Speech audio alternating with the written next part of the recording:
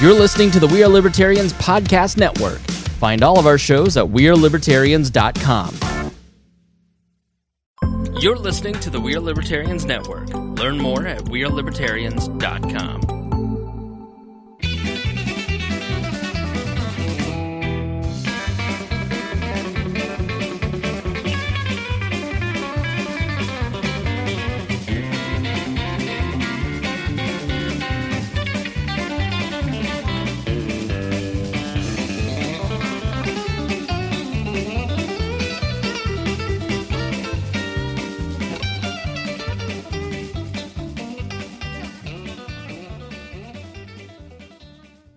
Welcome to the Boss Hog of Liberty podcast. This is episode number 81 of East Central Indiana's favorite podcast. I'm Jeremiah Morrill, and I'm joined by co-host Mr. Dakota Davis. Today's episode is going to be featuring a candidate for District 6 Congress, Jeannine Lee Lake. Jeannine, am I saying that correctly? Yes, you are. Jeannine, right. Lucretia, Lois, Lee Lake. Okay, well. There's 4 names in there. I'll stick with Lee Lake. That'll work. Once again, she's running for District 6 Congress in the state of Indiana. She's running against Republican Greg Pence, the vice president's brother, and Libertarian Tom Ferkinhoff. We're going to be asking you all kinds of questions today about your platform, the things that matter to you, and what you want to bring with you to Washington, D.C. So this show is about our lives in rural Indiana, and as always, we promise our episodes are going to be a fun and an easy listen. Some of the people in the room may or may not be consuming some sort of beverage that you have to be 21 and older to have, because we're free Americans. And that's right. But it makes the show fun. Yes, it does. I have fun every week. I'm 21 times 2 plus what? Yeah. 7? Yeah. We weren't going to say anything. We started doing this show, and Dakota was 21 plus 0. He was right there. That was young. You were 21, though, at the time, right? Just barely? Like just barely. Yeah, like by a month or two. Yeah. Yeah. Barely. He's just grown up on the air. When he started, he thought Bud Light was trendy. Yeah, that's right. Now it's a little more. Yep. So we got some people to thank. That's right. We, of course, every week have to thank the people who support us on Patreon. You keep the lights on in our brand new studio, and you help us replace equipment when it fails, just like our headphone amp just did before we started this episode. Nice. So if you want to join the Patreon group, then you can go over to patreon.com/Boss Hog of Liberty. Sign up. You're joining a great group of people who support us. You get all kinds of extra bonus content, access to a Facebook group, and all kinds of really cool things. You get Dakota's extra show with Audrey. Yeah, that hasn't happened this week. Tinfoil time. You guys are trying to move right in election season when we're doing about 8 shows this month, and you said, you know what would be a good thing? I'm going to sell my house and move. That's right. It Nice. seemed like the perfect time. Yeah, perfect. And Yeah. we moved the studio too, so because we had to move out of your house. That's right. And then, of course, we have our sponsor to thank, which is Big Bounce in Newcastle, Indiana. Big Bounce Inflatables is on Main Street, and they are sponsoring us today for the show. It is a family-run business. Big Bounce prides itself on their premium ice cream, their friendly staff, and their competitive prices. They offer a safe environment for kids and a fun place for parties and gatherings. They offer birthday parties, corporate parties, rentals, and fun for all ages and great price points. You can go on to their website, or you can call them up, and you can order a Big Bounce house. So Nice. when we have the grand opening for the Davis residence down there in Spiceland, Yeah, I think we need to have a Big Bounce inflatable. that sounds great. I got the perfect spot for it. And then we've been trying to marry off Chase Payton so we could have a bachelor party down in Nashville like you and I did. Yeah. But I'm starting to think maybe we just need to have a big party at Big Bounce for Chase. And they've about 200 inflatables down there. We can hang out and I'm sure we could have a hell of a time. Yeah, we could do great with 200 inflatables. Could you imagine the bachelor party fun that could happen there? So make your reservation. Mushmouth. Make your reservation now at bigbouncefun.com, or you can call 765-325-JUMP. All right. I'm ready to Operators start. are standing by. All right, I'm right. ready to So- start grilling Miss Lake over here with some tough questions. So this other guy, he's not chopped liver. Right. You sure? I'm just Over in the there? corner. It's fine. Over It's here fine. on the other side, we do have elected I'm used official. to it. He's got his. Is that My Little Pony cup you're drinking out Yes. of? Was talking with Elle before I left, and Dakota Elle says hi. I'm supposed to tell you that. Did you get her Weenie World Sunday? I did not, and we stopped at a gas station for a beverage.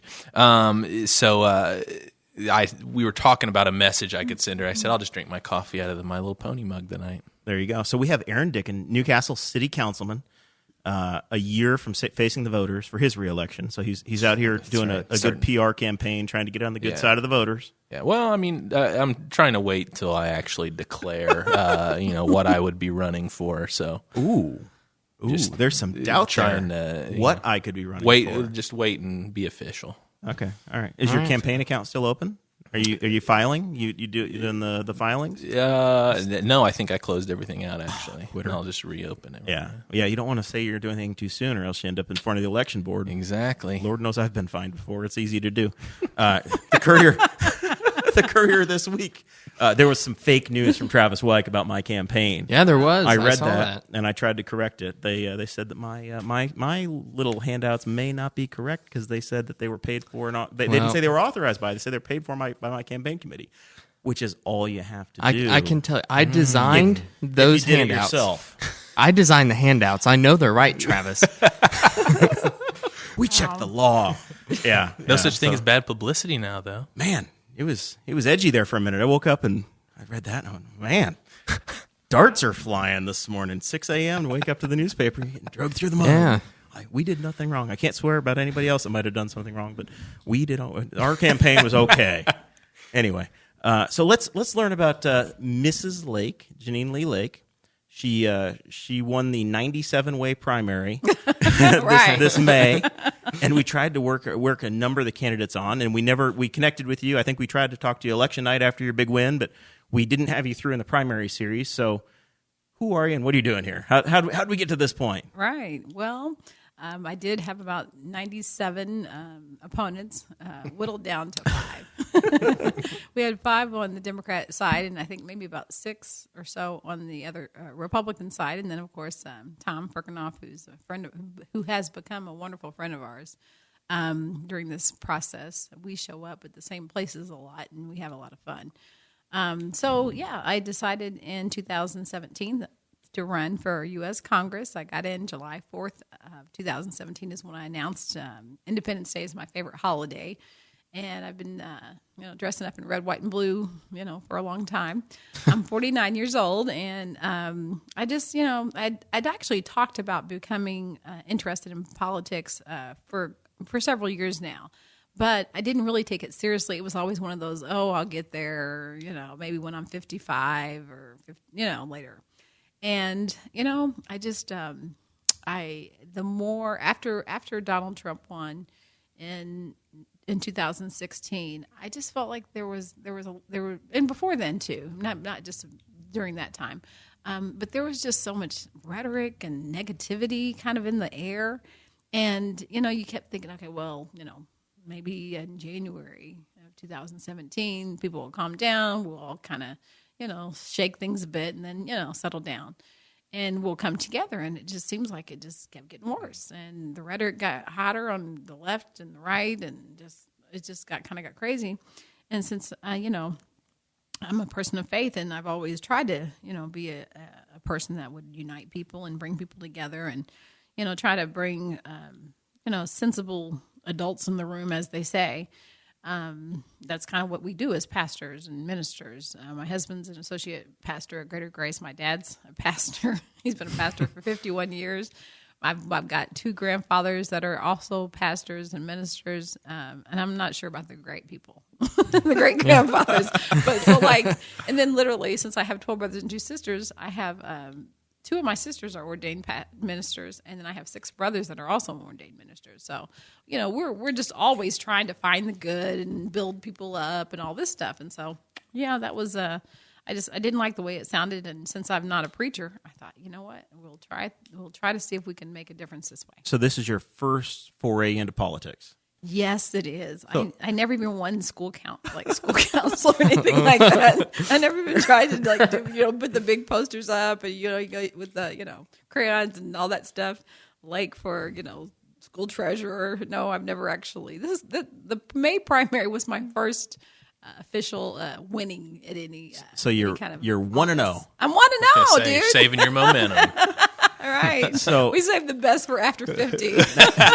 that you picked like the biggest district in the state of Indiana. my gosh. You got some stories from the road as you've been traveling around. You're from Muncie, so you're starting from the northernmost part of the thing, and you're going all the way to the river. You were in Oldenburg. We were talking about that before we went on the air, which is down in the Batesville area. Is that Decatur County or maybe somewhere in that range? Franklin County, Franklin County. Okay. Franklin County, Brookville, Batesville, right kind of near that area. And I was just down there actually today. It was the first time I was able to go down to visit the Sisters of St. Francis, and that was really exciting. They're a politically active group of nuns and people that are retired nuns, and they live in this big facility, and it's really cool. It's very historic building. And so, we had a lot of fun down there today. I also went to Indianapolis to meet with some unions there, and I had something. Also, this is my probably third stop, and then I'm going to try to pass out some signs on the way home. Nice. So it's been kind of crazy, but the district is absolutely huge. 19 counties. I think I just now went over the $100,000 miles on my car. So. Yeah, it's wow. In the campaign, you've done 100,000 miles already? In 16 months, yes. I believe it. I remember whenever we were talking to Jonathan Lamb during the primaries, and he had been putting mile after mile on his truck. And I forget, he had a monetary amount of money that he had spent on gas, and it just totally blew all of us away. Right. We don't have a lot of money that comes into this campaign because we're Democrats. But, it's amazing how much $100 donation will buy two tanks of gas. And that's like almost 1,000 miles. That's a lot of miles, highway miles. And so, when I get that tank filled up, it's like 467 or something that pops up there. And we just drive it till it's empty, and then get it back again. See, look at that. We're already establishing things that we have in common as Democrats and Libertarians. Is that neither one of our campaigns usually generate a lot of money, right? Especially in this area, right? And I hate asking for people for money. I'd rather ask them for votes because dollars can't vote, but people can. So we'll make it easy on you. How do they make a donation today if they're interested? Oh, you're very nice. To Jeannine Lake for Congress. It's the longest name. I don't know how my campaign team. Lori Morgan's here. She's our campaign manager, but it was decided kind of before she got here. She's not taking responsibility, but it is Jeannine Lee Lake for Congress.com. And also have a official political Facebook page, Jeannine Lee Lake for Indiana. They can go there. Or P.O. Box 2833, Muncie, Indiana 47307. Yes, we are still taking donations. Of course, absolutely.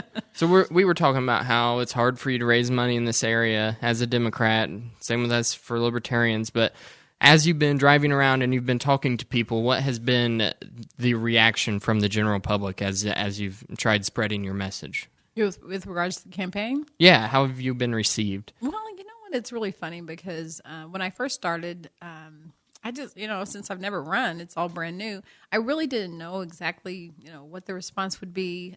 This is a 19-county district, but it's also a district that's like about 94% Caucasian. And as a person of color, an African-American woman, there's some places that I'd been to, obviously, maybe some of the larger cities, but I hadn't been to some of the smaller cities. And, although my family is full of, we're kind of like the Rainbow Coalition. We have, literally, I've got blacks, whites, Japanese, Native American. We have a big rainbow. My stepmother's white, little lady. And then I have a stepsister as well.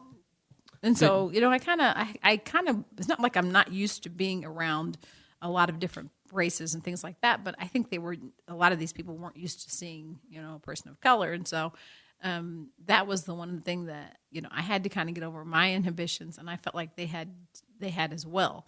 Now that I've been several times to Ripley County and Versailles and all those places, I mean, literally, when I say this, they really, I've fallen in love with my constituents, and it's been the most beautiful kind of process that I could have never imagined.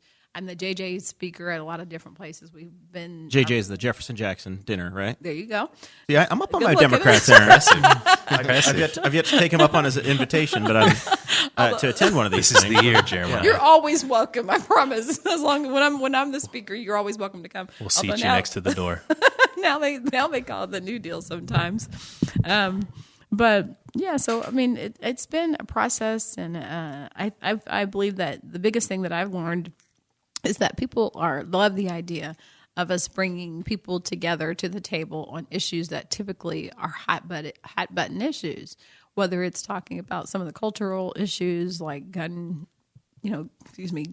or abortion, things like that. That typically people are just, this is what this polarizing. is what You recoil and you go to your tribe and we can't talk, right? Right, and I don't like that because I'm a person that I like to bring things to the table, and I don't mind controversial issues, but done with respect. And Exactly. I just think I think most people don't mind coming there as long as they can feel that you're not going to disrespect them. So, speaking to the voters, what's the number one thing that's on their mind, and what is the number one thing that you usually bring up? Well, outside of just the part that I think which I can be a unifier, some people call me the unifying candidate, the uniter, as it were. Outside of that, healthcare is just the biggest thing that Hoosiers are talking about. 400,000 Hoosiers are, on the Affordable Care Act. HIP 2.0 is, being utilized by so many families. So that's the biggest thing. People are concerned because, they have these, pre-existing conditions, and they feel as if they're being threatened, whether or not they're going to still be covered. Everything from, getting albuterol for their kids that have asthma, because it seems like these days everybody's got asthma. Yeah, I mean, there's so many people that have it, diabetes and things like that. So I was surprised. That's one of the top things. You hear that wherever you go. Yeah, it doesn't make a difference where you're at. So what's your background? You're before you decided you were going to be a congresswoman or a congresswoman waiting. What's your experience been and your qualifications? What prepared you for now? Well, I've been a newspaper reporter for 30 years. I've worked with Gannett and the Star Press for about 15, and then for the last 15, I have done some correspondent writing, but I'm also the owner of the Good News, which took over the Muncie Times coverage area. I'd worked for the Muncie Times for a while. That person passed away, and so then we came in, we renamed the newspaper and still kept the same coverage.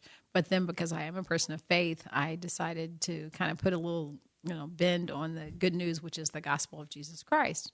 And so I call it the good news, but also every single story that we write has to have a solution at the end. You're not just going to write, there's terrible, what do you call it, opioid crisis in the 6th district, or in this case in Muncie. Yes, there is, but what are we doing about it? What groups are pitching in? Who's trying to help? Who's got, we're the warriors in this situation, and how can we present that in a way that just doesn't leave people with just bad news? So I did that for a while, and then also was one of the fun things that I did after I came off for 15 years at the Star Press. Since I had my own time, I also ran a ice cream shop for 11 seasons, and so I've kind of done that simultaneously with the Good News. All right. So I almost crossed your campaign in May. My day job is in Muncie as well. And I was coming down Walnut Street, and I saw your car parked outside of the caffeinery. Oh, yeah. And I was like, man, I almost stopped, and I didn't. And I got back to my desk at work about 5 minutes away, and I started to see on Facebook that you had run across this guy that looked like Santa Claus. That was the same day? That was that moment. Yeah. I just You drove could have by. ruined it all. Oh, my Jeremiah. God. I saw So it, what if and you had been there first? Butterfly effect. You could have just changed the I whole could have scope. changed everything and ruined the entire campampaigne. But yeah, I literally drove by and saw your car there. I went, I'm like coming back to work. I'm just going to keep on going. Because you would have been welcome to meet David Letterman. I know. That would have been so cool, I would have had though. so much fun nerding out about the Indy 500 with him. Oh, my gosh. And he will talk about that for a long time. So you And I don't know anything about cars, so serendipitously, Dave is in town in Muncie. He's a Ball State alum. right. And you're at the caffeinery. You had a campaign meeting, which is the caffeinery is like the local coffee shop. It's Right. like it's a Starbucks, but it's local and it's not corporate. Yeah, we like that. Yeah, exactly. We agree. And our town here had a Starbucks, and now it's a pharmacy because the locals put it out of business. Yeah, it's weird how that worked. Yeah. The market said, no, we don't need one of those. We'll just have Go to the Cafe pharmacy Royal. more than you get coffee. Yeah. So, but you crossed paths and you met Dave, and you had been like wanting to find a way to connect with him. Yes, I had. In fact, a couple of days before on that Sunday, I was telling my husband, I said, you know what, we've done really well. We've been to all these different counties. We had kind of run out of money though, so I didn't really. There was 3 or 4 counties that I hadn't been able to get to down south, and so I told him, I said, you know what, I need a spark in this campaign. And I said, wouldn't it be kind of cool? Because I'm thinking, who could I meet that's from this area that could kind of, maybe some people that I actually know. Like I can't call, I don't know. I just thought that was my short list. And I actually said David Letterman. And so true stories, we kind of prayed about it. We, in the apostolic faith, we kind of do this thing where we touch and agree. So we touched and agreed with hands and prayer. And we just said, whatever's going to happen is going to be good for this, for this campaign. And we think, that's what we prayed for. So the next day on Facebook, I think maybe the next day or Monday or Tuesday that week, one of my friends, I had seen that he had changed his profile to Dave Letterman, a picture with him and Dave Letterman. So I was like, typing him. And I was like, hey, David, Daniel Wycliffe. I said, are you friends with David Letterman? Because I was just praying last night that I'd meet him. And And he's like, no. He's like, I met him like at a trade show in Chicago. Like, I don't know him. He's like, I just sometimes put that picture up. And I thought, I said, okay, well, thanks. And so I appreciate that. And that was kind of it. And then the next day I'm just sitting in, I was on my way to the caffeinery and I was feeling all like weird because my campaign debit card, I was trying to get gas because we live out in the country. And it declined. I was like, God, we don't have $20 in the campaign coffers. This is terrible. And so I called my husband. I was like, Aaron, I don't have any gas. And I think I'm going to run out of gas. And I have this meeting at the caffeinery. He's like, well, come to my office and you can get some gas money. And, we'll just take it from there. And I was kind of down in my spirit. And I was like, Aaron, I don't have, I was like, they're already there. I was like, I'm just going to try and go with fumes and just pray that I get there. Oh my gosh! So no shame in that game, right? Hey, that's the truth. I'm like, We've all been there. And he had already loaned me like the campaign like $3,000 or $4,000. So he was like, we're done with that. Our kids had to go to school next year, so he was kind of done with that. But he was going to give me $20. But as it were, I'm so glad I pressed my way because as soon as I sat down with the campaign, and to the left walks Dave, and I just remember thinking that cannot be David Letterman. Like, how does that happen? And it was definitely surreal. But then I was like, I think that's him. Did you sit there and go, man, do I want to talk to him? Yes. Should I talk to him? Sit there, just trying to decide. I went through the whole thing. Yeah. I went verbally, can't be him. Yeah. silently. But then when this guy on my campaign, he's kind of like the one that, the sober one, the one that says, we are not going to do this or we are going to do this. And this is the reason why. So he's our sober person. So he was like, Jeannine, I think that's Dave Letterman. So I was like, you think this is Dave Letterman? I was like, if you think it's Dave Letterman, it might be him, right? So I did, and I went over there and introduced myself, and he was so gracious, and he has become a friend and just a supporter of our campaign since then. And he handed you a fistful of 50s. 20s actually, and it was weird because it ended up being like it's on my Federal Election Commission thing now. It was like $11.60. And then it was like 58 $20 bills. So the campaign was like on 5.8, and then the general is the primary was on 5.8, and then the general is on 1.16. So I thought it was kind of cool. Yeah. And that's my favorite scripture. One of my favorite scriptures, Romans 1.16, which is I'm not ashamed of the gospel of Jesus Christ. So it was like all numbers.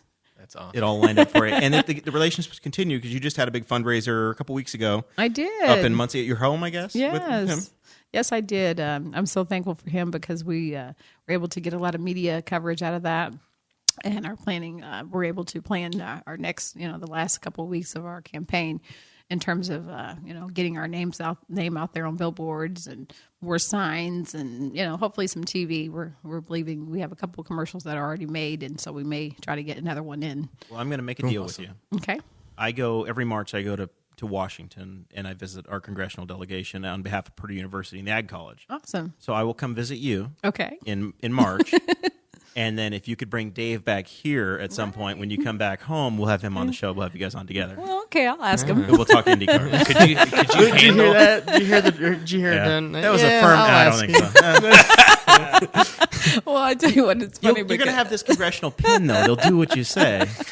He said he's going to come back on November the 6th, and possibly that's what he told me. And then I just learned today that he told somebody else on my campaign that he wants to come back on November the 6th and help possibly just stand outside canvas. of the precinct. He can come to our Greet election people party. as they're coming in to vote. Right. I want him to come canvassing with me. How fun would that Awesome. be? Oh my god. That would be awesome. All right, so before we get into your platform and start asking you questions on that, you are on the show now. Okay. And next Thursday, we have Tom Ferkinhoff coming, who's the Right. Libertarian candidate.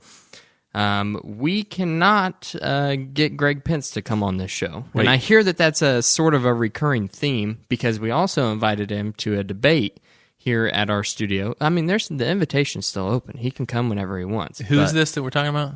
This is Greg Pence, the vice president's brother. Somebody running against her? Yeah. Never heard of her. Never heard of her.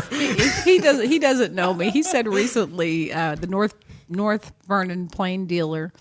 I love North Vernon, by the way. it's That's a fun town. Fantastic. They're so nice there too. I went to the Republican. What do you call it? The Republican office, because I always try to visit, different places as much as I can because I believe I'm going to win possibly, and so I want to shake hands and get You're to know gonna represent everybody. everybody, right? Yes, Yeah. I am. So we got to figure out a way to be the United States of America. There we go. And not necessarily what we have been, which is our own corners, and we're right here and right there. So, anyways, I've been down there. So, yeah. I mean, I know that I read your reaction to that, and I can understand that because I've had those similar type things, and I've always just come to terms with that's how you're making an impact. That's when- is, Right. when they when come Mary out York and stuff says, like "Who the hell is Aaron Dickin?" that. No, actually, true story.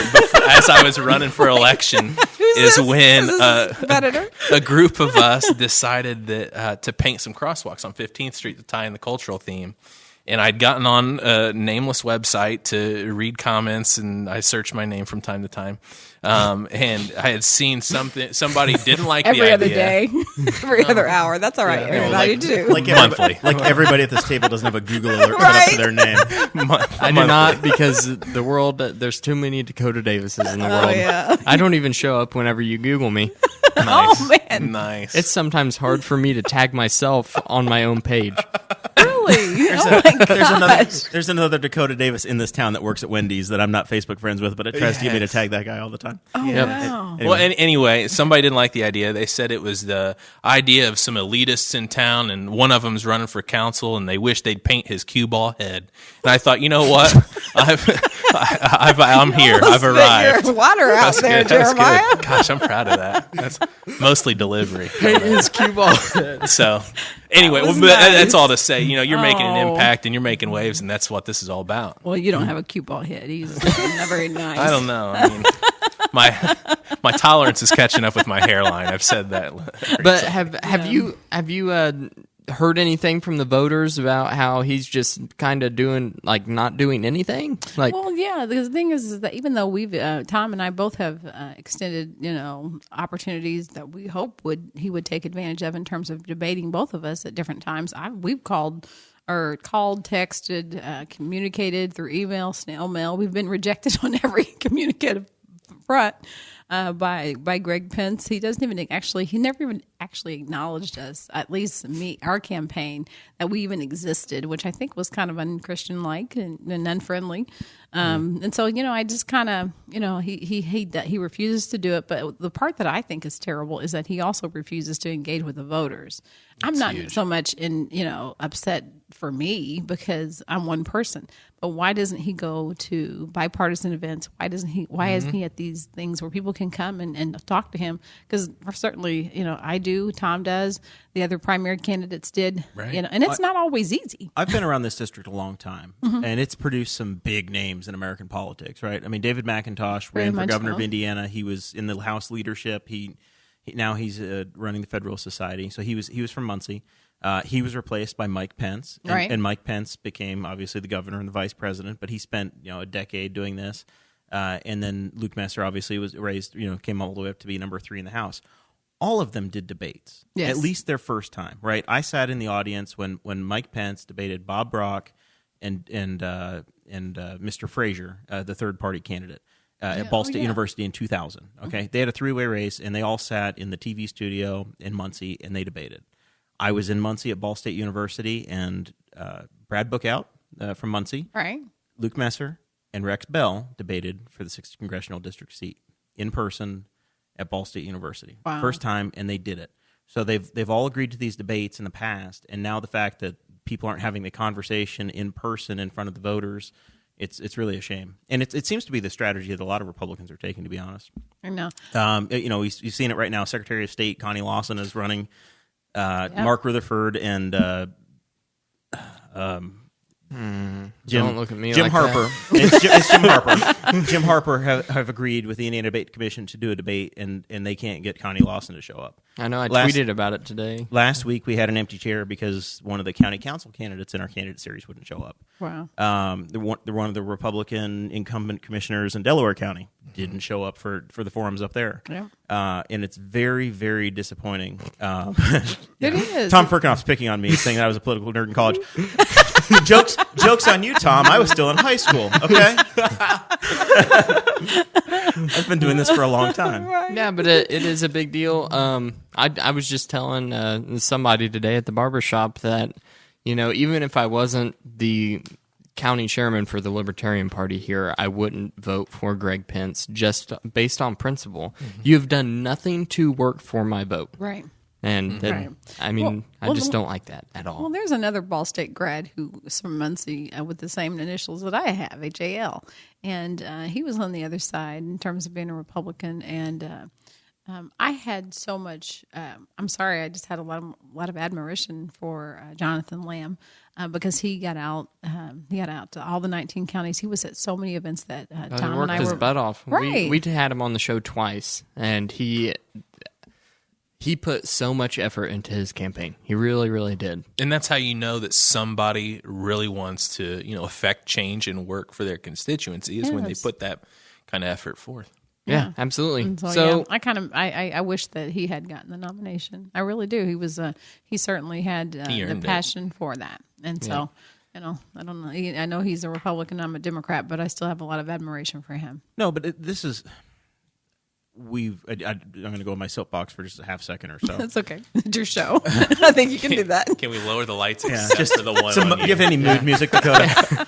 Can you get a little Barry White in here? Maybe that would do it. We get into the tribalism of you're a Democrat and you're a Democrat and you're a Libertarian and we'll pretend like you're a Republican. We need a token Republican, so we're gonna have an audience. Or the audience member out here is gonna be our token Republican. So Lori Morgan.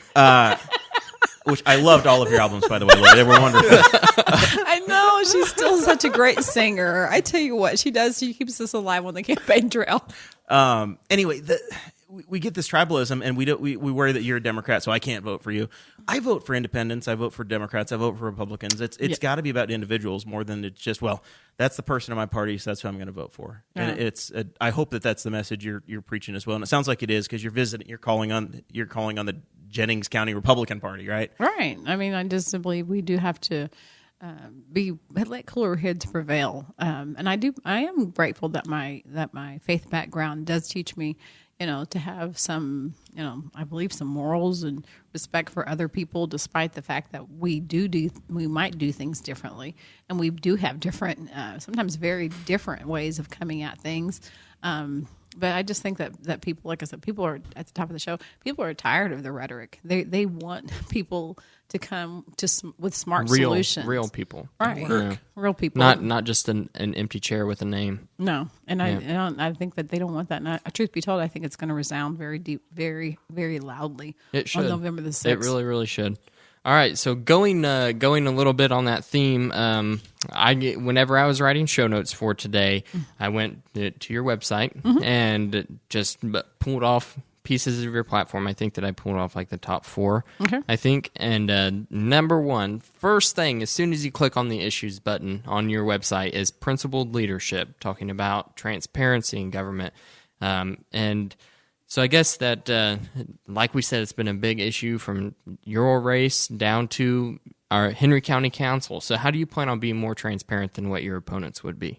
Well, one of the things that I've done already is I have these straight talks, kind of in voter engagement events. We've had several across the counties.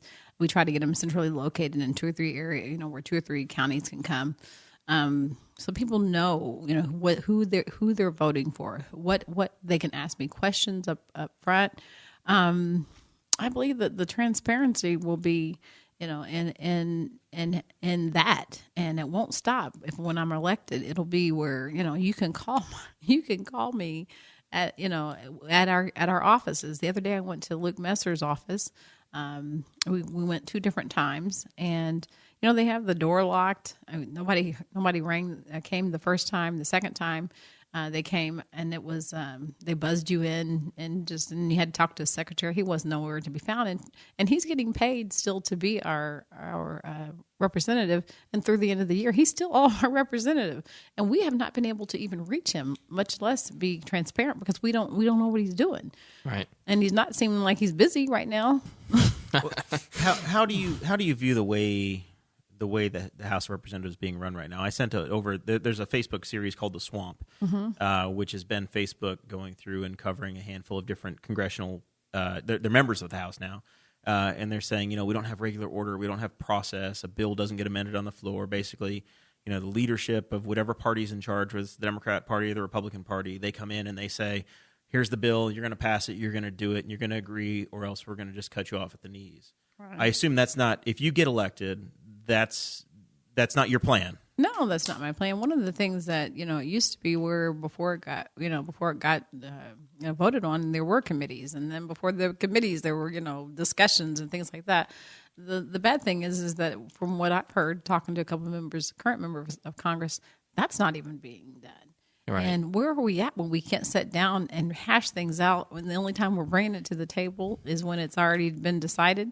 That's not democracy in action, and it's disappointing. I'm very disappointed in the Congress and the current leadership in D.C. And it's certainly not putting people first. Right. It's putting them first, and that's why I agree. That's why I actually am a proponent of term limits. We're gonna play a game, and this isn't on the quiz. This is you have been prepped for this. All right, good. I like games. We did this. We kind of did this last week in the candidate survey, though, in the candidate group. Can you pick me a member of each party that's in the House that you look up to or that you like, a Democrat and Republican that are in there that you're like, yeah, that person is that's a role model or somebody you think you could connect with, and why? I have mine. Can I hear yours first, Dakota? No cheating. Okay, well, or somebody you look up to. Right. Somebody like that person. I connect with them. Yeah, and I'm sorry to say, because we just lost the one that I looked up to probably more than anybody on both sides, and that's John McCain. He was a person, and I do believe he was a maverick. I think he was a person that constantly put people before party. And he caught hell for it, a lot over the years. And besides being a decorated, veteran and POW, and he did win, and he wasn't the way that he was sometimes maligned by the current out of the Oval Office was somewhat degrading, and I thought it was terrible and an attack that was unnecessary. So I've always been a McCain fan. So he's certainly one of the ones on the Republican side. In terms of the Democratic side, I think there's some those that I think are doing a wonderful job. I don't necessarily want to pick one because I believe I might be able to. I'll see him in 3 or 4 months. So I don't want to say that, but the ones certainly that can. That won't be a rubber stamp to anybody. So I guess the ones that I admire are the ones like Susan Collins, that in the past has been her own person. Olympia Snow. Yes, yeah. Another one. I think those are people that Joe Donnelly is. He's very. I admire him a lot. People have been sometimes they call me Joe Donnelly in a dress, and that's not. Joe Donnelly in a dress. That's not necessarily. Senator Donnelly. That's not necessarily the worst thing I could be called, I guess. I'm gonna have to see you behind the wheel of his RV to know. Yeah, here we go. Here we go. He came to Henry County before maybe after the primary. He was in one of the senior homes, I think, right? Yeah, that was great. So, all right. So so transparency is a big deal, and you're not happy with the way things are. Dakota, what do you got next? I got civil rights and civil liberties. That was on your website as well. So I guess in the chat real quick before you get going, Danny Morrill, my brother, says, Aaron, please put on a hat. We're getting a bad reflection. So It's just the cue ball, Danny. what It's you just can. the cue ball. Yeah. All right, paint his cue ball back head. to Dakota. It's a power move. Oh man. All right, so you had civil rights and civil liberties. You know, obviously, as libertarians, we're very big on equal rights, but I'm curious on where you think there are shortcomings in current American society, and how you would plan on fixing those, or if you think that legislation can fix those. Well, yes, I do think legislation can fix those. I think it was Martin Luther King said that he can't legislate your heart, but he can put legislation where you can you have to treat him as the next guy. It was much better and more eloquent than that. I can't remember the phrase. I got you. Okay, Yeah, so there are things that the government can do and should do to protect its citizens. I believe that there's room for more attention to given to civil rights for everyone, and I believe that again, when you have people attacking those who are engaging in their right to free expression and right to protest in a peaceful and peaceful nonviolent manner. That's a concern, and I'll bring it up. It's with regards to the. Although I stand for the flag, and my son, he played for IU last year, number 48, he would never think of not standing for the flag. But we're a divided household on that. We had a couple of people in my family that were all in for. We all want to be mindful of police brutality, but maybe I would write an op-ed piece, but then someone else in my family, definitely supported the NFL players that had wanted to express their right not to stand. Those kind of things. When you have people attacking, people for constitutional rights, that's not civil rights, and that's not equality for all. I've gone to places. I just recently went to Madison, Indiana, where they had a KKK rally down there. I don't necessarily agree with the message. I didn't necessarily agree with the white sheets. That was a little scary, but you know what? I appreciate the fact that they were able to peacefully protest, and they were protected by the government, by our police and our law enforcement officers. Something's wrong when we want to cherry pick what's okay, because it doesn't feel right to us. I find myself as the libertarian and the guy that's in the minority politically on this stuff. I sometimes you find yourself in the race to the bottom to defend the most ridiculous statements because somebody can make them. And it's not that I agree. I live, Right. I live the most conservative life possible. But man, I advocate for some wild crap, right? Like, Right. we advocate for a whole lot more than we actually do because it's as long as you're not hurting somebody else, Right. you do you do what you want to do, Right. It's the force of government doesn't have to get involved. If I don't like what Aaron's doing, as long as Aaron's not hurting somebody else. Aaron can have recreational nukes, but when you launch them on your neighbors, There right? you go. then we've got a problem because you're hurting somebody. You're committing force or fraud against somebody else. Or Right. forcing somebody Yeah. to mow their 9-inch grass Yeah, isn't see? necessarily hurting them, just their schedule. But Right, when Dakota? you create, It could be hurting their property. and anytime you create their property taxes go down. anytime you create a law that requires the force of government to enforce it, though, Right. you end up putting your law enforcement people in harm's way. They're the ones, their butts are on the line to go deal with it. Right. So there better be a really legitimate reason to put the force of government in there, because at the end of the line, no matter what it is, if it's an ordinance over stupid grass mowing or cars Somebody's parked in gotta the road, enforce it. somebody has to show up, and you're creating conflict. Right. And then Right. it's 3 a.m. and they're out there. That's actually a really great point. And I'm since I'm pro law enforcement, that's certainly something that is of concern. My sister-in-law, my husband, a couple of years before I met my husband, she broke the gender and the color barrier in Pittsburgh, Pennsylvania, as the first African American police officer. there. So yeah, we don't. And then I have nephews and nieces. My brother right now has an application into the Ball State Police to become a police officer. Chirp, chirp. Yeah, I had to throw that in a little bit. So that's those are things that they have to come to the aid of those, and protect those that are trying to engage in their civil rights. But another thing too is LGBTQIA plus rights. In the era that we're in, we want to make sure that everybody has a seat at the table, regardless of who you love. That should not matter. You should have every right as a taxpaying or a citizen, as an American citizen. I guess even if you don't pay taxes, we're all under the same Constitution, and we should all have those that are legally here. We should all have the opportunity to live and love and marry and have insurance the same as the next person. Equal protection under the law, right? Right. No matter who you are. No matter who you are.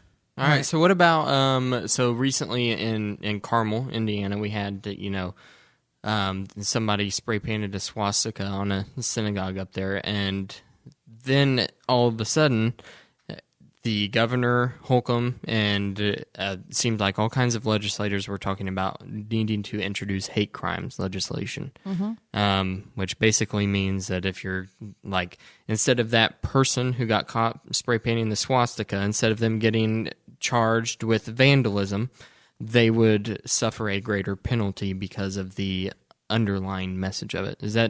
Do you think that that's a good idea, bad idea? Just kind of curious. Well, I understand both sides of that argument. I really do. And I probably, I've heard people on both sides saying, well, why would that be, if it's, if they did it to a white guy, does it make a difference?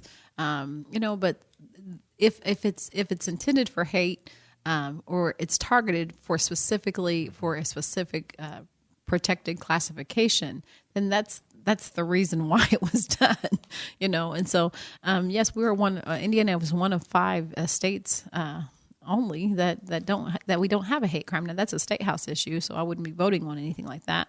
But right. It is a concern, and I believe it's time. The Republicans, I believe they're looking at it, although they may not be. Because I know that this year they had an amendment at their part of their platform in June, did not include the recognition of marriage. Well, basically, it was going to be striking marriages between a man and a woman only. Right. And that got voted down at their convention. Okay. As it should have. So it's 2018. No, it got. No, they kept it. They kept that. Wait, they did. Yeah. Taking that out is what got voted down. Yeah. Their platform committee tried to fix it, but then the uber conservatives fixed that. Yeah. What were you going to say first? Well, I have my sister Monica Boyer and her people. We'll name names. I'm not the guy that's creating polls out there like Canada A and Canada B. I'm not doing that crap. We'll say names. Right. Well, can you click no? All of my children are foster to adopt, and my last 2 children are 18 and 20, and their sister has kind of been brought into our family, and so we adopted. We've known her for almost 20 years, and so we call her our sister because you know how Black people are. Just oh honey, you're my auntie now because you go to church with me. You've known me 20 years, so you're my auntie. So she's our sister. So she's all of our sisters. So she's like our white people that do that too. I've adopted Dakota against his will. It's a hostage situation, but we're family. Right? You can just hit him like you do everybody else. From forced friendship to forced family. Nice. That's nice. My sister's marrying into the Davis family next year. Oh wow, for real? Well, different Davises. Different Davis. For me, it's legal. Dakota, if you're in danger, just rub your eye. Right, blink twice, Dakota, if you need us to take you out of here. So yeah, she's my sister is gay, and so we have. I'm concerned for her. She lives. The Pences have treatment for that. Yes, that's what I've heard. So we've heard, yeah. All right, that's dangerous. Speaking of Pence, we're going to be talking about the current administration, and we're going to be talking about agriculture and the good old trade war. Yeah, we're going to get into that. So first things first, do you support the tariffs that were put in place by President Trump? Well, let me say this. everything that Donald Trump says, there's a lot of people that just automatically may not want to accept it or agree with it or think it's a good idea. Well, but with this particular issue, what he's trying to do obviously is to increase better opportunities for trade and to stop unfair trade. We get that, but it didn't work, and it certainly is harmful for the 6th district that I'm going to be representing. Whether it's the farmers in Rush County, whose soybeans yielded $2 less a bushel this summer, or during harvest season, or the aluminum and steel tariffs that are hurting the steel tariffs that are hurting Cummins down in Bartholomew County in Columbus. It's just not good for us. In fact, when you have Tom Linebarger, who is the CEO down at Cummins, he's going and talking with the CEOs of different companies. He's talking with the Indiana Chamber. All these business leaders have gone and literally talked to the officials in the White House, those that are in D.C., and compelling them and asking them, almost begging them, please, stop this. It hasn't worked. And then, I think we got another 200 billion the other day back on China. Yeah. So it just doesn't seem as if it's the yeoman's try, but it hasn't worked. It's going the wrong way. So the Trade Expansion Act of 1962 is what gives the president authority to enact tariffs. It basically says that he can, by executive order, issue tariffs on a foreign nation for trade. And however, I was looking at Politico whenever I was writing these notes. Congress can actually still write legislation that could overturn the tariffs that were even made by executive order. So it's not. I guess what I'm saying is that it could happen where Congress, where you want to be, could overturn it. Of course, it would take very bipartisanship for sure. And it would have to be basically veto proof, which means you have a super majority in the Congress to write the legislation. Is that something you would support? Yes, I would definitely support that, and also because it would require some people that aren't in the running for the Rubber Spine Award, which is half of Congress right now. So we would have to have people that are bold and courageous and willing to write that legislation.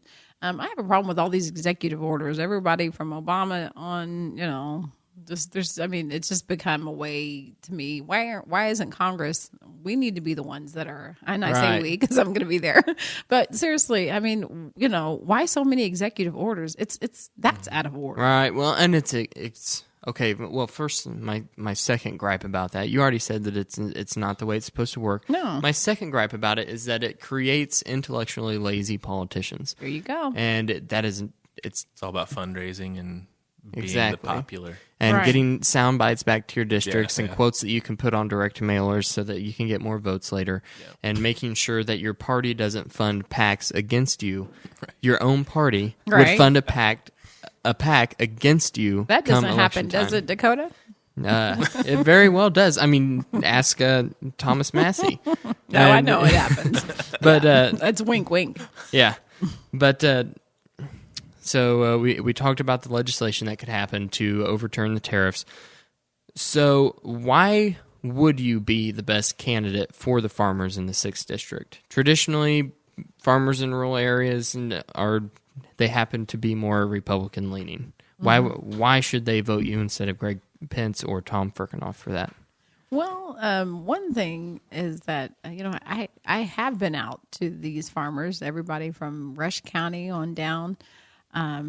Randolph County, Rush County, all the way down. My brain's not working to all the 19 counties we have. Sorry, you don't have to go all Howard Dean and list them all with a big screen at the end. We believe you. Okay, and they are concerned.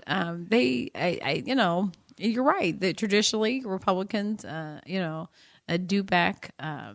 backed by the farmers, but I think this year, they're angry. They're upset because I don't know if you all have any farmers in your family, but these are prideful people. They take they're not getting up at 5 o'clock in the morning. I know. just Cade Coger is super arrogant. They are. I don't know him. Is that a long-time listener? Cade is one of our other co-hosts. We have Dakota and I do all the shows, then we have some other rotators, and Cade's in there too. But this time of the year, he's in the field hard. We are like the number one tractor podcast in Indiana. Okay, because this Cade time of the listens to year, it. this time of the year, people are listening to this podcast a day or two later in the combine. Like you are. Are you serious? Oh yeah, this like no joke. Hi, farmers. There are a lot of farmers listening. It's so much that after harvest you can see the download numbers drop yeah, off. we'll take a dip. Oh, wow. Until lawnmower and planting season comes back. Yeah. So I mean, they take a lot of pride in what they do. They got this 12 billion after he caused the problem with the whole tariffs. Then our administration decided they're going to give a $12 billion welfare check, basically, which is what it is. Yeah, I mean, we can they're talk bailing call them it out like the auto industry. It's like you caused the problem, and you punch me in the face, and then you want to give me an ice pack. Yeah, that's thanks. Listen, because I need government it. is really good at busting you down, giving you crutches, and saying thank me. Right? Exactly. It's. I mean, I got a problem with that, and that's why I think they can relate to that. And then one of the things too, I don't know if you all had seen this on my social media, but in Rush County years ago, my family was part of a group called the Beach Settlement, and that was a group of black former slaves that came up from the South, and in 1835 they established a group, an area in Rush County right there by Carthage called the Beach Settlement, BECH. Having to do with the beech trees that were on that side of town. Well, one of they were established. They had 70 families. They lived there for about 100 years or so. But the reason why they eventually left and that beach settlement went away was because of rising farming cost. Really? Yeah, isn't that crazy? Yeah. So that was at the turn of the century. Have you visited Carthage? I did. I went there, and when I say this, it was definitely one of the most emotional areas. I went there. They had their, I missed the family reunion. We had another event that day, but I've been able to talk with some of the settlers there. And there's, it's kind of interesting that that history of African Americans farming right here in Rush County, right there in Rush County. And then just, seeing that, all those years ago, they had the same issues that you're seeing now in different ways. Farming is something that has been in my family for a long time. My grandpa raised he did hogs.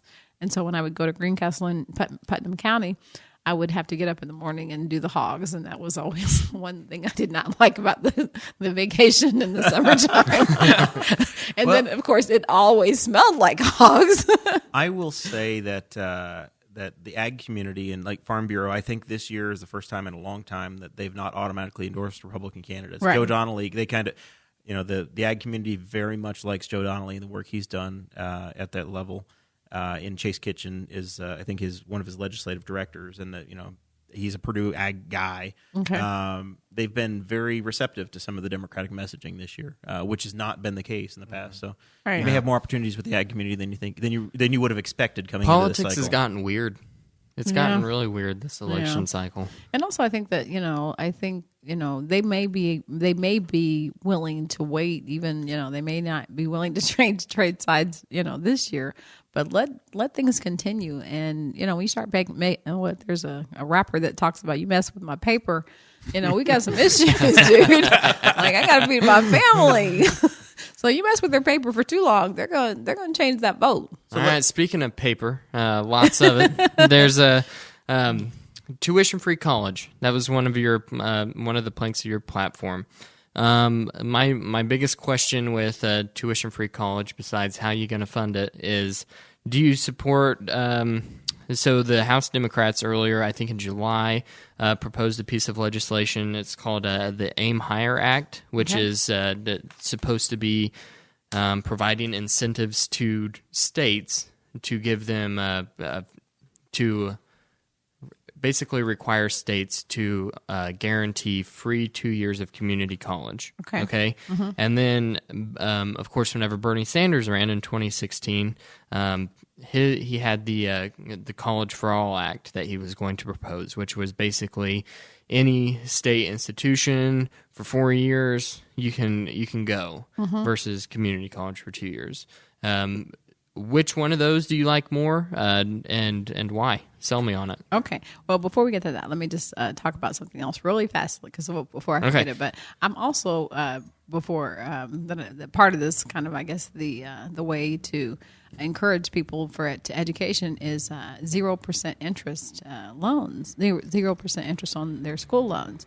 Because right now, even though you may have a lower rate, on those school loans, it's still collecting and by the time you get out, there's so many people that have, a mountain load of debt, or just, debt that in my opinion, that they really shouldn't have to incur to try to dream bigger and have a better life for themselves.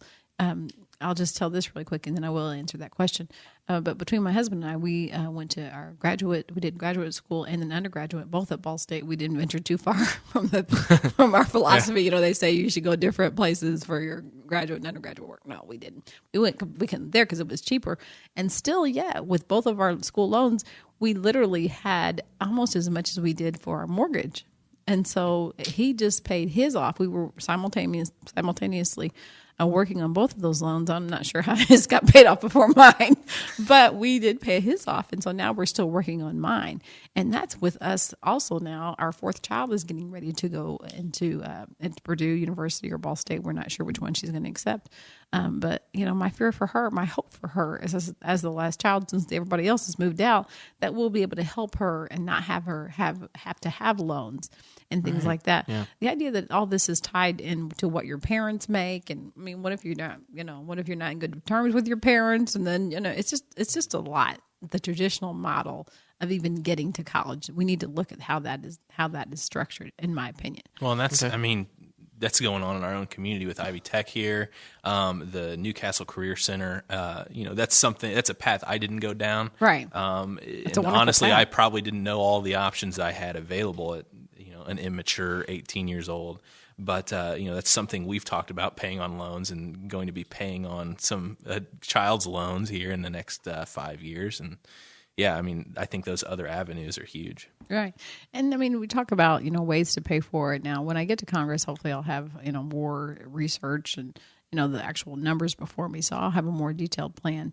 But, we put a man on the moon. We have a new super space program. What's it called? The Space Force. Space Force. Yeah. Like we need that. I'm praying really. that one doesn't happen. Yeah, that's ridiculous. Are you serious? We have money to start doing all that stuff again, but we don't have money to help our teachers have better salaries. We don't have money for kids to be able to go to community college for free.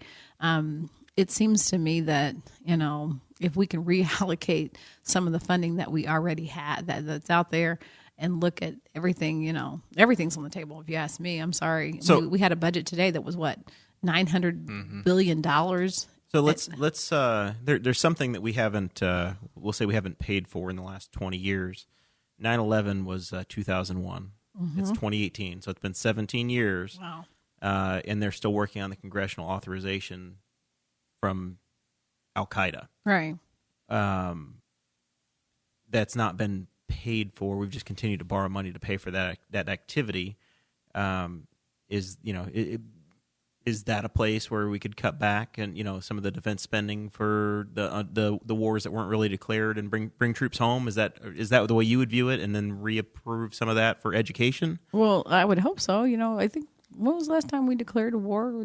1941. But yeah, we've spent World War II. Right. Billions and billions and billions and billions of dollars. Billions and billions. Why can't we quit going to war and quit being the world's police? Well, I'm sensitive to all that stuff, but Team USA, World Police. Yeah. We need to get America. We need to quit doing that.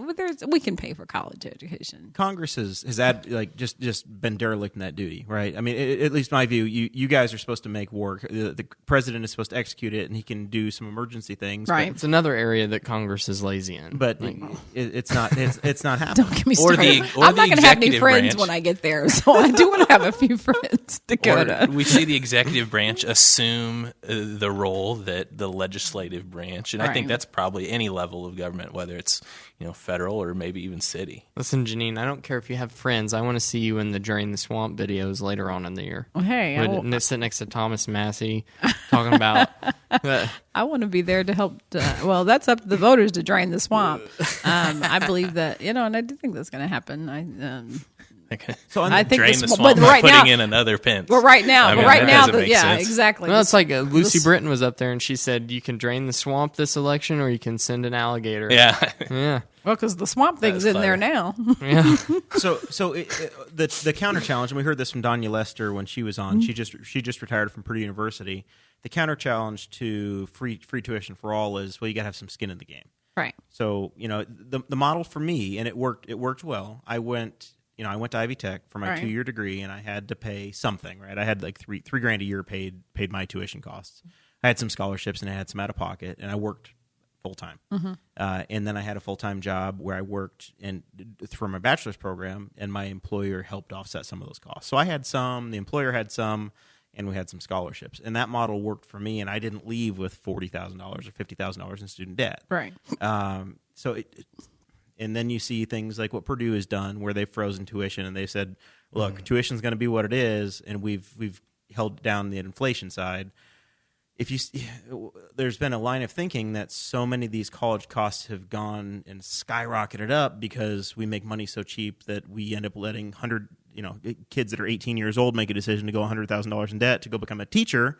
To make a public school teacher, a third grade teacher in Newcastle, Indiana, makes $35,000 a year, but they borrow $100,000 to go to Ball State. Right. You've got this uncontrolled money supply where you're it's driving up the cost of the education, and then you come back to a job that can't pay for it. Well, so they do have those. That's my fear. Yeah, and they do have those exit programs now where they do give you the opportunity to learn what are you actually borrowing? Do you really need it?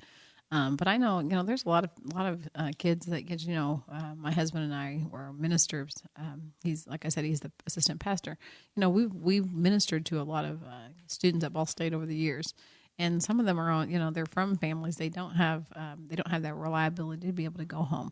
Well, I do think I'm always a proponent of skin in the game a little bit. I know that might differ a little bit from some of the Democrats, but my mom and dad taught us to work hard for what you got, and lift yourselves up as much as you can by your own bootstraps, and then someone else will help you. So I'm all for that, certainly. That's what my grandma says: the Lord helps those who helps themselves. Always. Yeah, I think that my grandma did the same. She said the same line, Aaron. So I mean, yeah, I think those are things to look at and consider. But some of the kids that I know, because they don't have help, I don't know if it's just from the demographics or the strata that maybe I'm pulling from or that we see a lot. But some of those kids are, they have to still come to our church for food, to the food banks locally, because. And some of them are independent, even at 18 years old. Some of them are independent before they even leave high school, because their parents. And then we haven't talked about this yet, but maybe some of their parents are, incarcerated at times. Sometimes they're on drugs. They're not able to take care of them.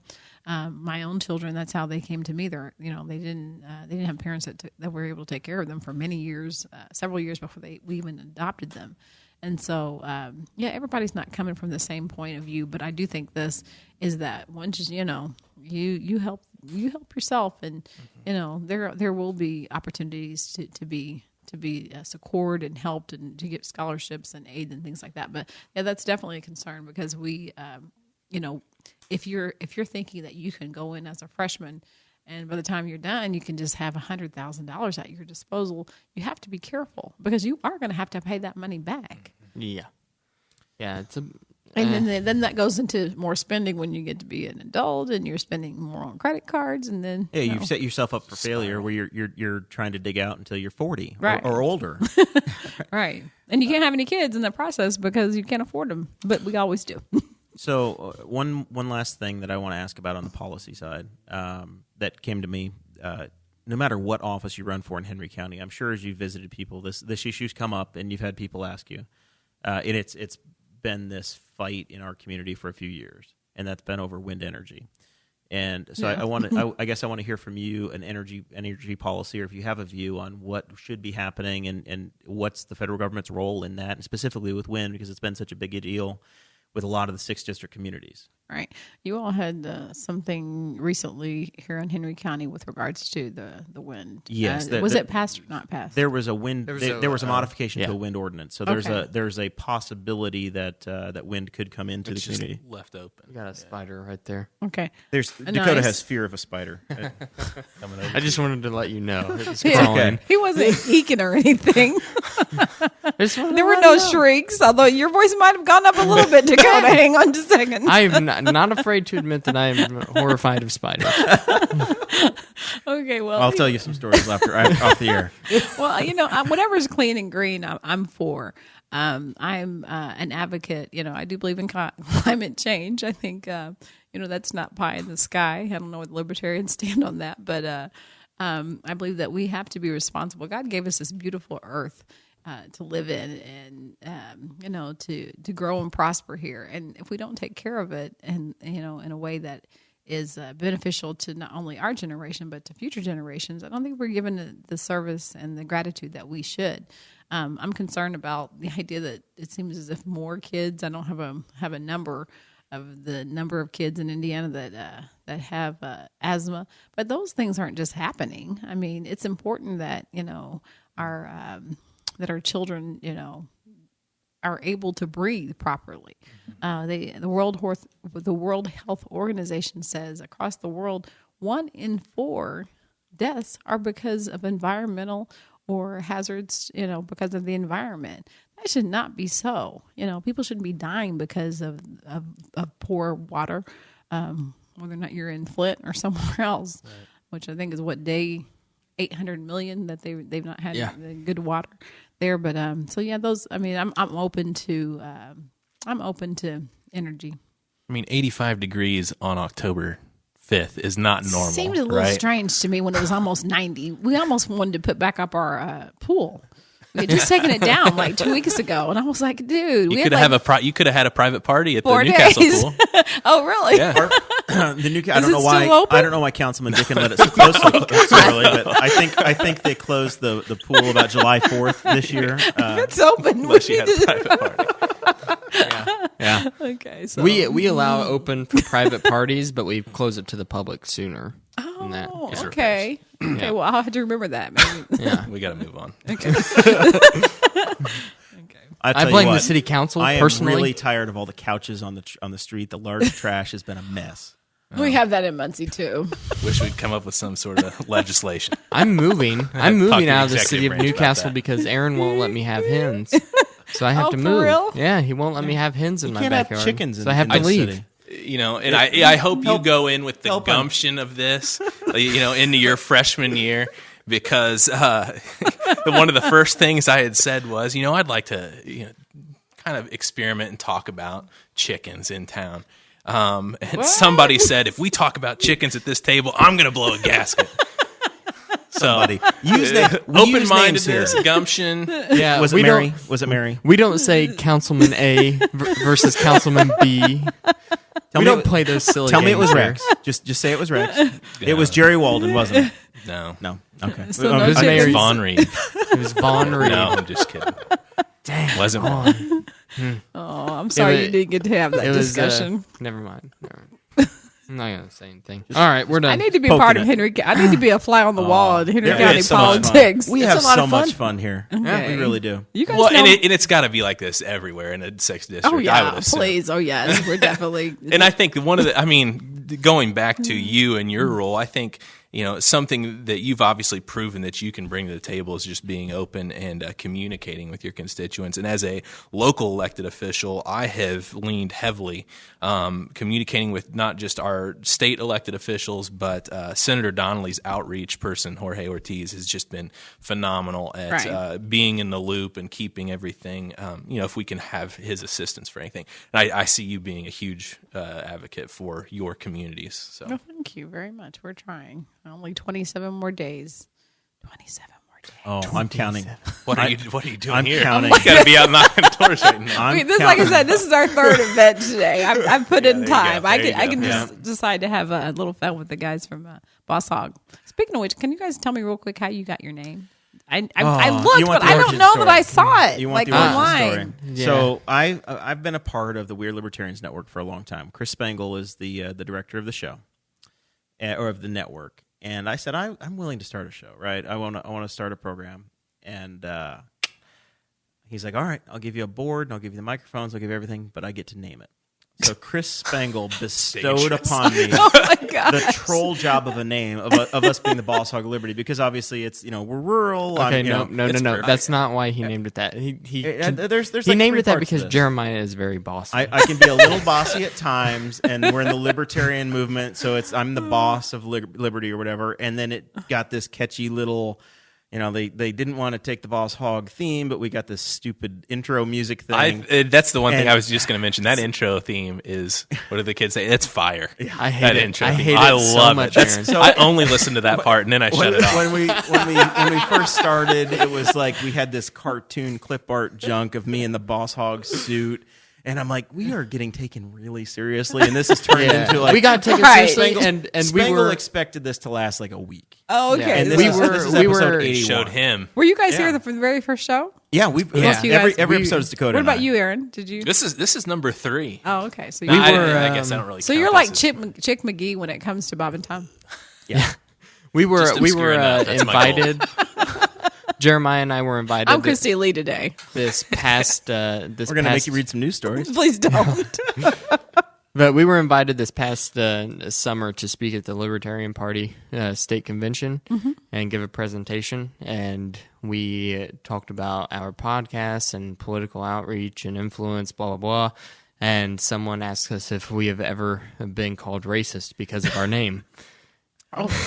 Is it because it had to do with? Because Dukes of Hazzard. Yeah, Dukes of Hazzard. Hazzard, yeah. That's goofy. No, And we were like, not until just now. yeah. Right? Should Now- we be now concerned about that? Now we live in fear.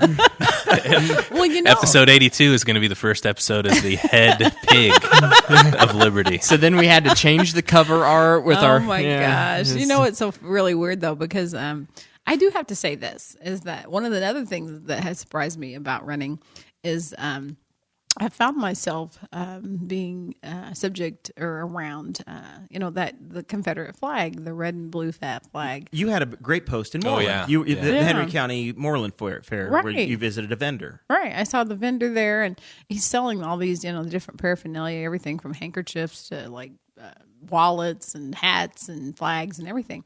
And so, my whole thing is that I'm representing everybody, right? And so if I'm representing everybody, wouldn't that include, these guys? And I had never really, I hadn't really done this thing before. And so I decided I was going to go up there and talk to the guy. So I talked to the guy, and we just went up there and introduced myself. Within a few minutes, he's a great salesman, by the way. He sold me a stun gun, so I keep that in my car. I should have brought it. It's really cool. Keep Aaron at bay. Yeah, Oh, he's my that's one way. friend. That's one way. So he, he one to sold the me mayor. the thing, and then I never did say anything like on day one, but I went to that Moreland Fair like 4 times that week because it was huge, and It is someone told unreal. me that it's like a tri-county fair. There's people from Muncie, insane. Randolph County, and Newcastle. They're from everywhere. it's the Randolph or the Moreland Free Fair, right? Exactly. Yeah, but it's a great fair. It's like a great midway and everything. So I every day I visited them and always find something to go over there for. Like today, I need a lighter. I don't smoke, but I went over there and got a lighter like one day, and then so by the 4th day, he just told me. He said, Jeannine, he's like, I want you to know. He said, first of all, he was a Marine veteran. From Vietnam, and he said, I want you to know, he said, I don't mean anything by this flag. And I had never said anything to him the whole week. I just kept coming. So he probably thought, why is she doing this? But I just make, small talk with him. And he said, I want you to know, he said, I don't hate anybody.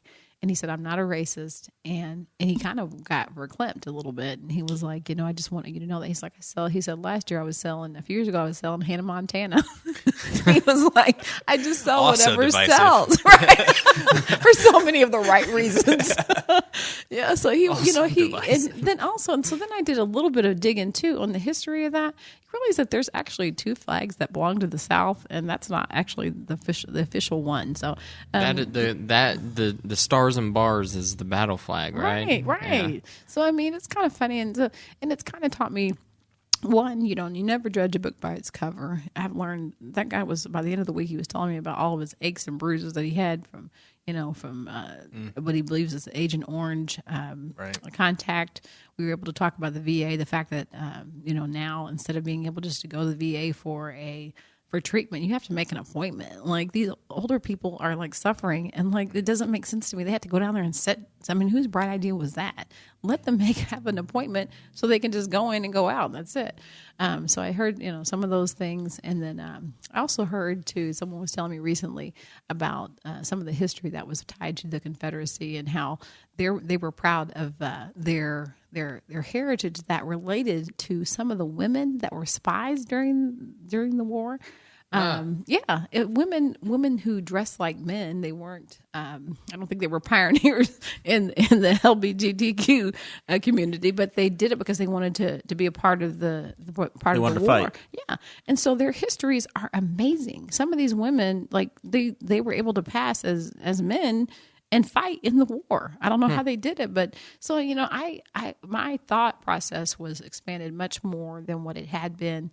And I think when people really see that, now that I just think that we need to be open again. And I know maybe I'm more open than some, but I saw a different side, of that issue than I had seen before. And it's not as offensive as it was to me before. That type of compassion that's going to unify the country right now. And if we're scared to approach something that is so foreign to us, it's just going to continue down this path. Well, that's what pride and prejudice is built in. It's just fear, right? And, not the not knowing and things like that. But yeah, fear leads to hate. Yep, always. So we are getting to that point in the show, okay, Aaron, where we have to do our final thoughts. I've prided myself on not getting up from this table, just FYI. Yeah, I had to go for translate that as you wish. Yes. Well, if you wore the adult diapers, there's no shame. Leg bag. Really hard on 2 you, words, Aaron. leg This is bag. Well, it just depends. It depends. Bop. Hey-oh. You got anything? Is anybody out there for real? Oh, there's tons of people watching. They're all laughing That's a too hard. sponsorship right there. Game changer. Listen, we will take their money. You can get through the whole hour episode of the Boss Hog if you wear Depends. Brought to Presented you by Johnson & Depends. Johnson. Right. There you go. What you got for us?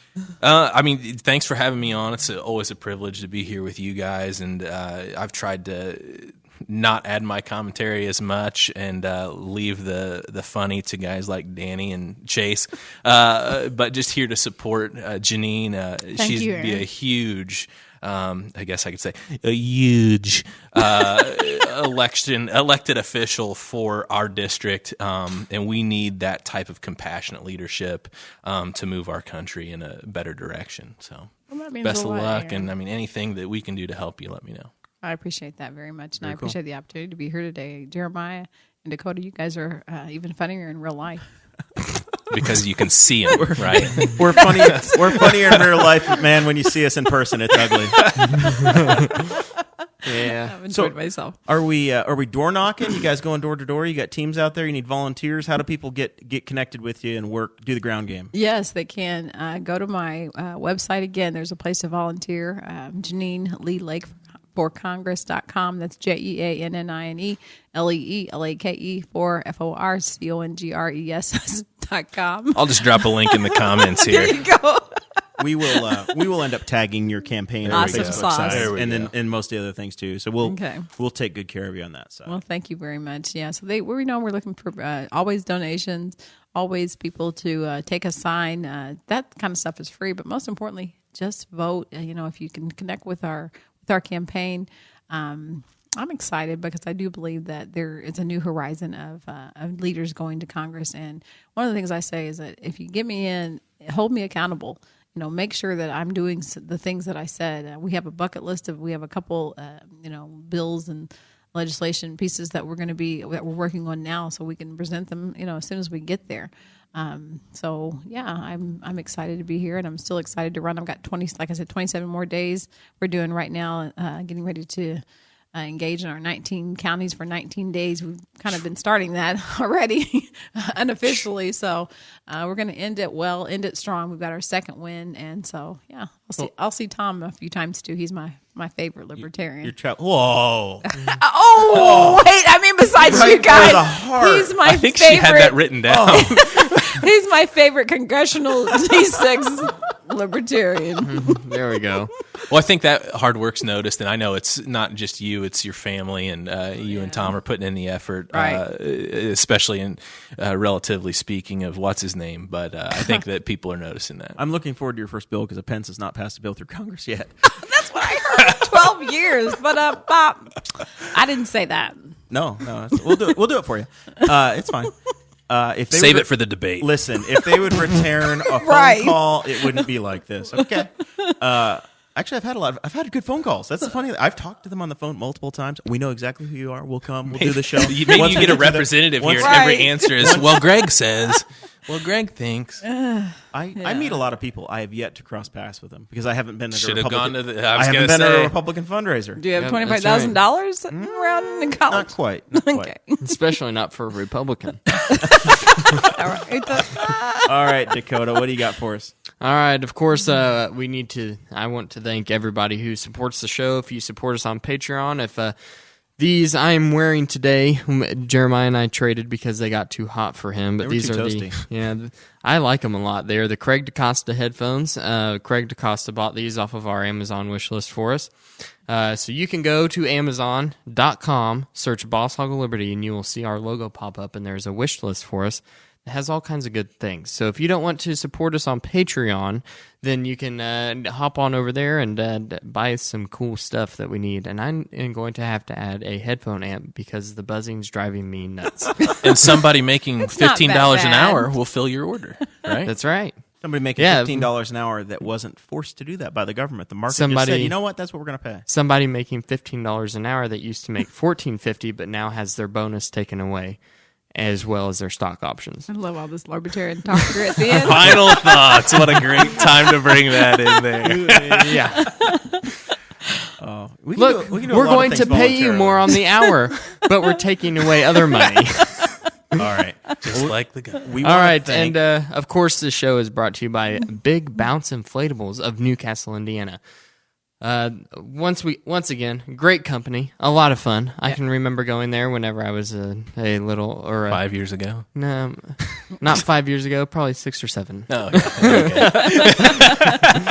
I might have been too old then. Who doesn't but anyway, like a good bouncy house? Yeah, though? I mean, something's wrong with you. Over 200 different inflatables. So just go over to BigBounceFun.com, or you can call 765-325-JUMP. All right. Real quick for me, I'm going to plug. We're doing door to door, and I could use some volunteer help. So we got some Facebook events out there for the Jeremiah Moral Campaign group. Hit me up. We'll do some door to door knocking, and then there's a big open house. We're going to let the public in. You're going to get to see. Aaron got it. He has killed. I'm the leaving spider. it there for you, Okay, Dakota. Leaving it there. Just like being at home. Yeah. Sorry. Yeah, he's the spider killer. He won't clean it up. We've got the big open house. So if you guys are around the area and you want to see what the studio looks like and you want to see the new Libertarian Party headquarters, Saturday night, there's an open house. I think it was from 4 to 7. You'll hear some candidates speaking in here about 5:30 or so. So the general public finally gets to see. It's your chance to see the studio and check it out. So come on out. And the Jeremiah campaign desperately needs walkers. I won't be there. Yeah, I won't be there Saturday because I'm moving. moving. So someone at least has to come take my spot. There you go. Well, the people with Aaron? the walk, like a rollator, a walker. No. You got what's the You age gotta of people come, walking for you? Door to door, man. We're canvassing. Yeah, you want to come?